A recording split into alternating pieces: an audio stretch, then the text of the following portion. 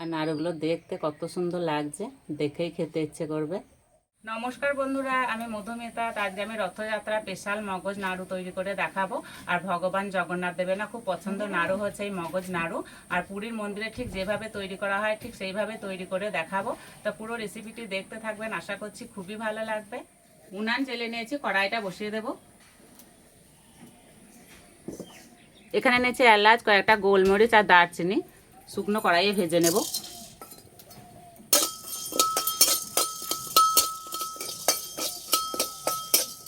এই ভাজা মশলা দেওয়ার কারণে না এই নাড়ুগুলো খেতে দারুণ লাগে। ভাজা হয়ে গেছে, তুলে নেব। কড়াই দেবো গরুর দুধ। দুধ ঘন করে জাল দিয়ে নেব।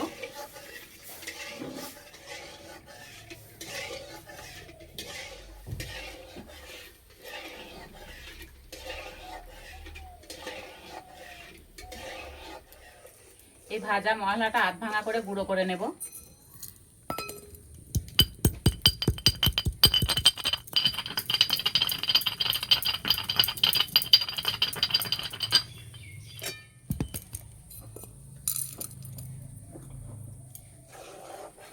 ঠিক এখানে যতটা দুধ আছে তার হাফ করে নেব জাল দিয়ে।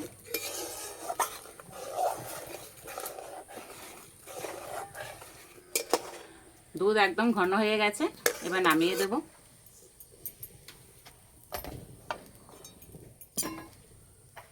অন্য একটা কড়াই বসে দিয়েছি, কড়াইয়ের মধ্যে দেব ঘি। এখানে এক বাটি আটা নিয়েছি, দিয়ে দেব।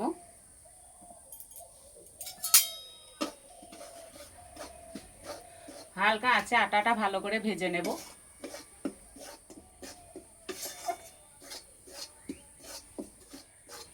একটু সময় ধরে ভালো করে ভেজে নেব।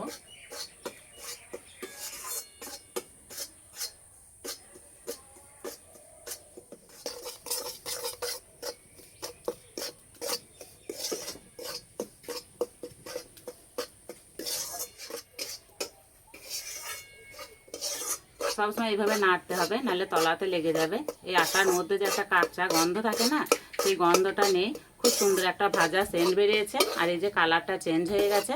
এবার নামিয়ে দেব।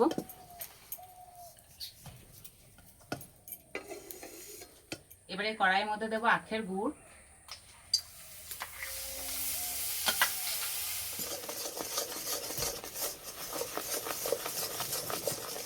গুড় ভালো করে জাল দিয়ে নিয়েছি, এবার ভেজে রাখা আটা দিয়ে দেব।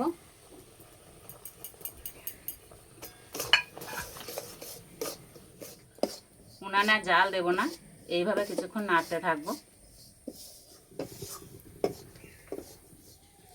এই যে একটা গোটা গোটা ভাব হয়ে গেছে, এবার নামিয়ে দেব।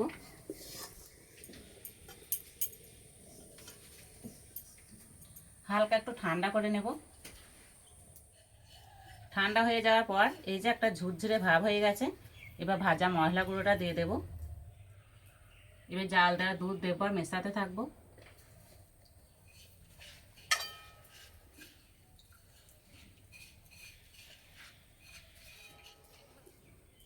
অল্প অল্প দেবো আর মেশাতে থাকবো।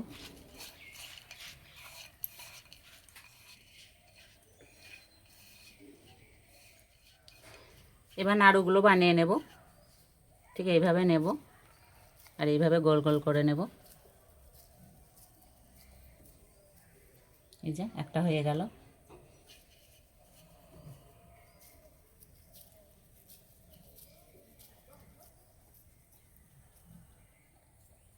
এত সুন্দর একটা সেন্ট বেরিয়েছে না।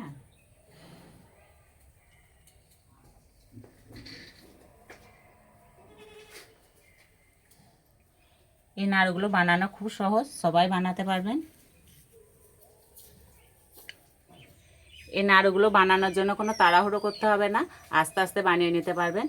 আর নাড়ুগুলো দেখতে কত সুন্দর লাগছে, দেখেই খেতে ইচ্ছে করবে।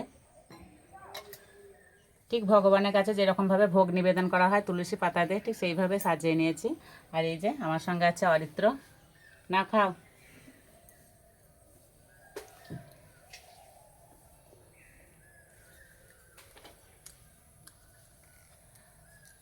ঘরে যদি দুধ আর একটু আটা থাকে না, তাহলে খুব সহজেই নাড়ুগুলো বানিয়ে নিতে পারবেন।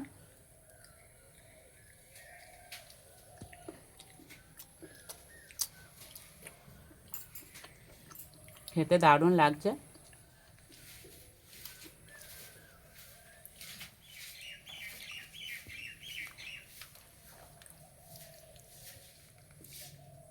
এই যে একটু গোটা গোটা ভাব আছে, সেগুলো মুখে পড়ছে না, খেতে আরও বেশি ভালো লাগছে। খেতে এতটাই ভালো হয়েছে না, একটা দুটো খেলে মন ভরবে না। এইভাবে তৈরি করে বাড়ির সবাইকে খাওয়াবেন আর নিজেও খাবেন। তো এইভাবে তৈরি করে খেয়ে আমাকে কমেন্টে জানাবেন কেমন লেগেছে। তার নাড়ু রেসিপিটি ভালো লাগলে বন্ধুদের সঙ্গে শেয়ার করবেন, চ্যানেলটি সাবস্ক্রাইব করবেন। আজকে এই পর্যন্ত, আবার অন্য কোনো রেসিপিতে দেখা হবে। সবাই সুস্থ থাকবেন, ভালো থাকবেন। হয়তো না আরেকটা